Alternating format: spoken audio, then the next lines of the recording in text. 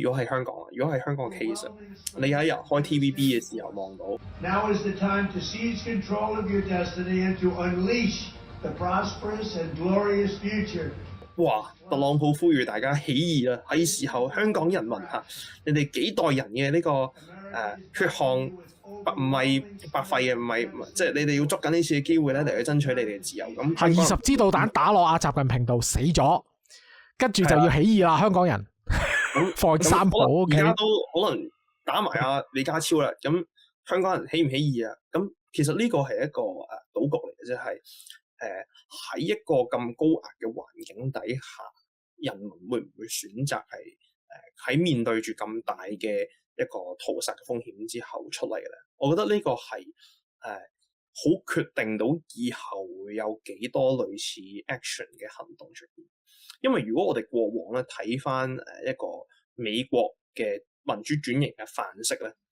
其實由第三波嘅民主化開始，東歐嘅劇變開始咧，美國係一直都好希望複製呢個成功。你見到東歐裏邊最成功嘅例子就當然係好似德國咁樣啦，無血開城啦，咁就咁傾得埋咪好咯。最慘嘅例子咧，佢哋係羅馬尼亞係有起義軍啦，咁就係佢哋攻入咗去軍隊嘅總部啦，將受古西斯攞去打靶啦。咁呢個都已經係一個好靚嘅 model。所以美國咧喺呢個模式上係好希望去重複成功。去到去中東嘅時候，茉莉花革命啦，我哋見到茉莉花革命點解會係出現咗咁大嘅問題，係因為佢哋嘅嗰個模式又好唔一樣。有一啲國家其實佢本身咧係比較鬆散，而且佢係內部係好多嘅一個問題，就係佢冇一個好成熟嘅轉型嘅機會。我哋睇翻嚟話，好似波蘭咁樣，佢有團結工會，團結工會係可以攞到99% 嘅票，係一面倒咁樣去反對共產黨。咁但係喺一啲佢哋成個國家都未有 consensus 嘅情況底下，就算係睇落係最開放嘅埃及都好啦，喺穆巴拉克講咗落台之後咧，唔單止世俗派，你就連係穆斯林兄弟會都會想係去參一把參政權，所以佢哋嗰段時間就不停咁更替啦。因為佢哋嘅 opposition party 唔能夠達成共識啊嘛，佢哋唔能夠冚得埋，到底要點樣去做 regime change， 或者同樣嘅情況喺敍利亞都會出現。所以呢個就係點解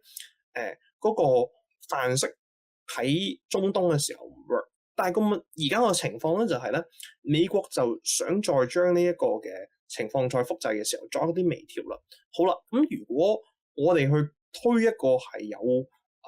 認受性嘅共主，譬如講禮讚巴列維，咁人民會唔會起義咧？我覺得呢個係一個賭局嚟嘅，就係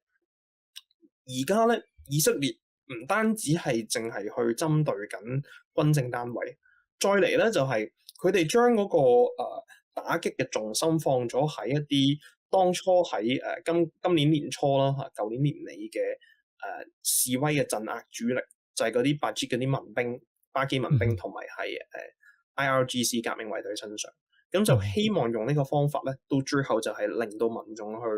奪取權力。咁據而家一啲網絡上嘅消息，其實都睇到就係有啲民眾已經開始衝入去警察局去嘗試去一個作一個武力嘅改變嘅選項嘅出現。咁如果我哋用翻一個我都好中意睇嘅一個例子咧，就係《獨裁者手冊》咧，其實佢裏邊有個討論嘅就係一個革命嘅出現咧，唔在乎於到底有幾多萬人上街，而係在乎於政權方能夠動員到幾多部隊上去嘅鎮壓。因為你有幾多萬人，其實都 in a sense 冇咁重要。對方有幾多個可以調動師咧？有幾多個 commander 仍然係聽命令咧？咁呢個先係個重點。所以我諗而家大家見到嘅就係咧，高層斬手完啦，咁就開始中層咁去啦，就係用緊一個類似真主黨清除佢哋嘅模式咁樣去做。就好似而家真主黨其實 in a sense 已經係奴化成功啦。以色列透過高強度嘅打擊咧，到而家咧，真主黨喺即係佢哋嘅東家佢哋嘅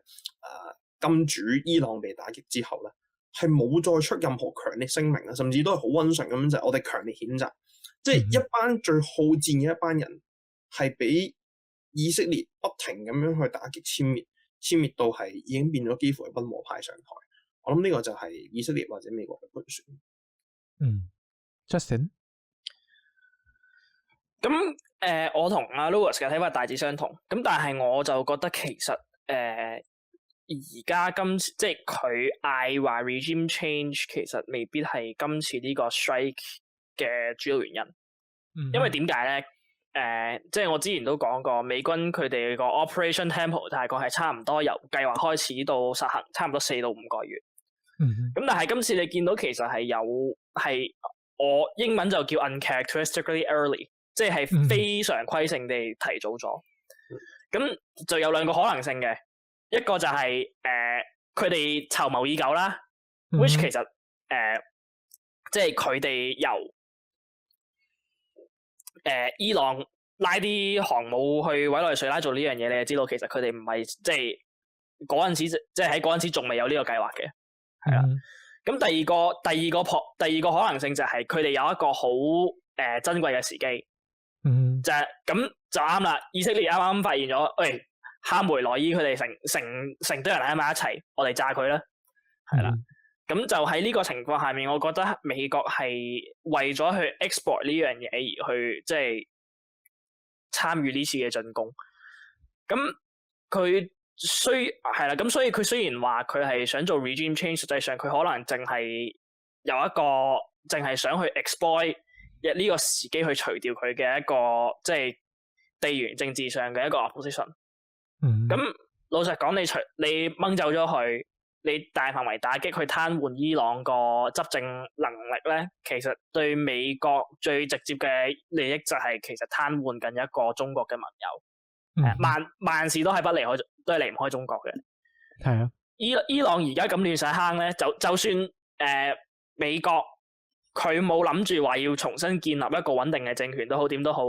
伊朗越亂咧，其實對中國都係越差嘅。因為到時台海開拖嘅時候咧，伊朗若果亂嘅話，伊朗就幫唔到手。即係個重點唔在於政權更替啦，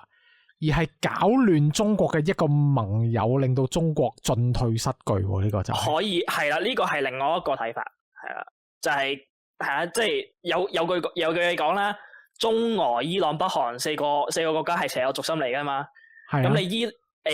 俄羅斯喺烏克蘭嗰度俾人綁手綁腳，伊朗而家亂晒坑，咁其實中國其實而家得翻北韓呢個盟友係未係 commit 去一場戰爭度。咁喺呢個情況下面，佢哋打台灣嘅盤算又會再唔係咁好睇啦。OK，咁亦都係即係一環打一環嘅呢啲嘢。